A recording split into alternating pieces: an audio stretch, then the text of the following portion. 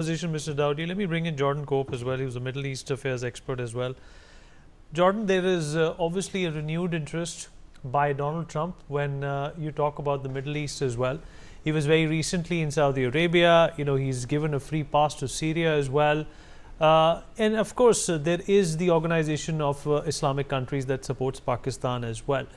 In lieu of what's transpired in India and with India and Pakistan in the last few days, do you think that the Middle East is also an area that can exert pressures that will determine how this relationship ensues and pursues in the next few years?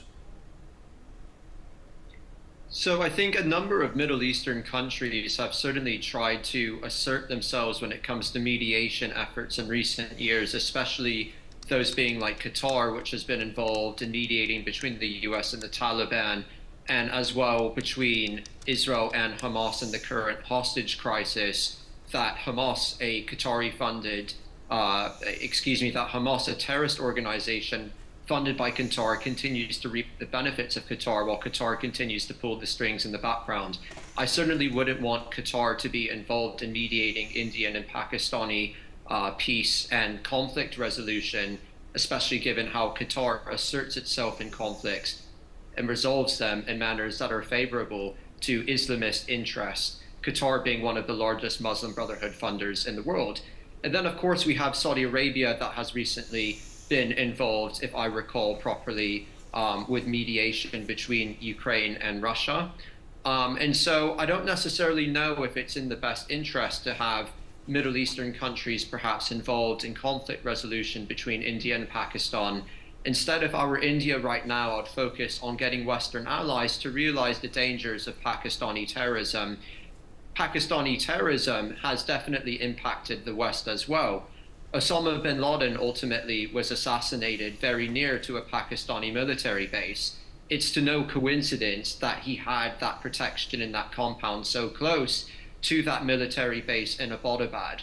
And it should also be noted that Khalid Sheikh Mohammed, the mastermind behind 9/11, when the US was closing in on his arrest in Qatar, he ultimately escaped to Pakistan, being born in Pakistan himself.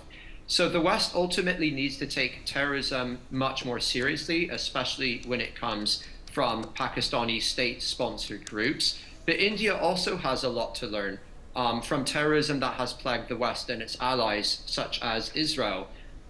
In 2014, and Cliff Smith actually wrote about this, Jaish-e-Mohammed, an extremist group, released a photo of its members dressed up in Hamas attire, captioned, "We are all Hamas." And so it's important to realize that fighting terrorism in one place shouldn't be limited and contained to that one area. It should be against the overall ideology, fighting against Islamist terrorism and Muslim Brotherhood terrorism, certainly which are interconnected throughout the world. And so if I were India right now, I would raise the West's attention to the dangers of terrorism emerging from Pakistan.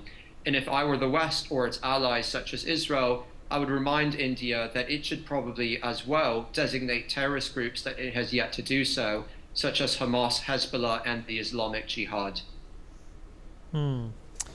Dr. Awad, do you think that considering the fact that the IMF is also cracking a whip towards Pakistan, and more or less this is equivalent to the pressure that the Americans have also exerted on the IMF on how to deal with Pakistan, there is quite a possibility that there is a chance of peace prevailing unless and until Pakistan is compulsorily advocating terrorism at a deep state level?